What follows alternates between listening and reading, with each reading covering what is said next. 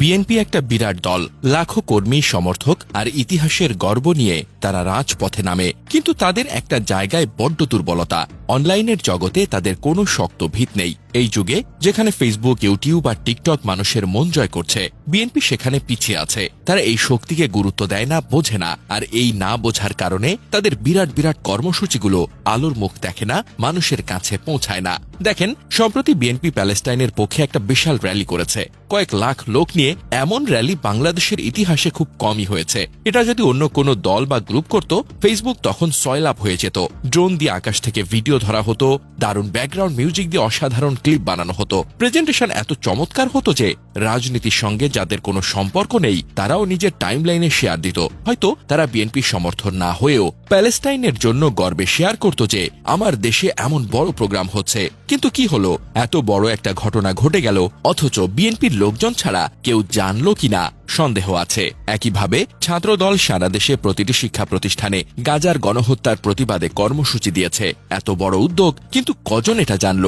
কোথায় গেল সেই খবর? আরেকটা উদাহরণ, বিএনপি একযোগে ঢাকা, চট্টগ্রাম, খুলনা আর বগুড়ায় সবার আগে বাংলাদেশ নামে কনসার্টের আয়োজন করেছিল 12 তারিখে। সব প্রস্তুতি শেষ, লাখ লাখ টাকা খরচ, কিন্তু মার্চ ফর গাজার জন্য তারা সেটা স্থগিত করল।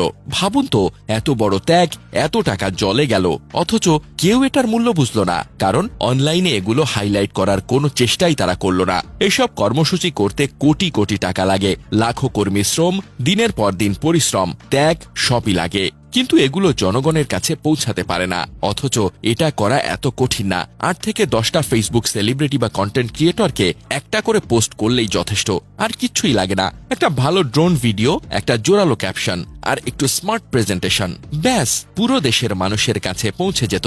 কিন্তু বিএনপি এটা করছে না। আমার মনে হয় তাদের নেতারা এই অনলাইনের শক্তি বোঝে না। বুঝলে কি এভাবে থাকতো? আজকের দিনে ফেসবুক, ইউটিউব আর টুইটারই মানুষের মন জয় করার সবচেয়ে বড় হাতিয়ার। একটা উদাহরণ দেই, 2023 সালে বাংলাদেশে ফেসবুক ব্যবহারকারীর সংখ্যা ছিল 4 কোটির বেশি। এই 4 কোটি মানুষের কাছে যদি একটা ভিডিও পৌঁছে যায়, তাহলে কি ইম্প্যাক্ট হবে ভাবুন। অন্য দেশের রাজনৈতিক দলগুলো এই শক্তি ব্যবহার করে লাখো মানুষের সমর্থন পাচ্ছে, কিন্তু বিএনপি তারা লাখ লাখ লোক নিয়ে রাস্তায় নামে, দিনভর প্রোগ্রাম করে, তারপর সন্ধ্যায় বাসায় ফিরে শোনে বিএনপির মিছিলের জন্য রাস্তায় জ্যাম ছিল। এটা কি তাদের লাভের জন্য? না, এটা তাদের বদনাম। বিএনপির এই দুর্বলতা দূর করতে হলে তাদের অনলাইনে শক্তি বাড়াতে হবে। একটা ডেডিকেটেড টিম লাগবে যারা শুধু সোশ্যাল মিডিয়া ম্যানেজ করবে। কয়েকজন তরুণ কন্টেন্ট ক্রিয়েটর যারা ড্রোন ভিডিও বানাতে পারে, ভালো গল্প বলতে পারে, তাদের দরকার। একটা র্যালির 2 মিনিটের ক্লিপ যদি 10 লাখ মানুষ দেখে, তাহলে সেই র্যালির প্রভাব 10 গুণ বাড়বে। প্যালেস্টাইনের জন্য যে সমর্থন তারা দেখিয়েছে, সেটা যদি সুন্দরভাবে অনলাইনে তুলে ধরা হতো, তাহলে শুধু বিএনপির সমর্থক নয়, সাধারণ মানুষও গর্বে বুক ফুলিয়ে বলতো, আমার দেশের মানুষ এমন কাজ করছে। বিএনপির এইসব কর্মসূচি দেখে মনে হয় তাদের ইচ্ছা আছে, ত্যাগ আছে, কিন্তু সেই ইচ্ছা আর ত্যাগকে জনগণের কাছে পৌঁছাতে না পারলে কি লাভ? এই যুগে লড়াই শুধু রাস্তায় না, অনলাইনেও।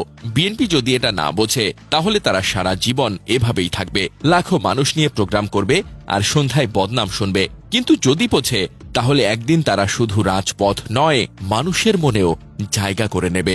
সময় এখনো আছে, শুধু দরকার একটু স্মার্টনেস আর অনলাইনের শক্তিকে কাজে লাগানো।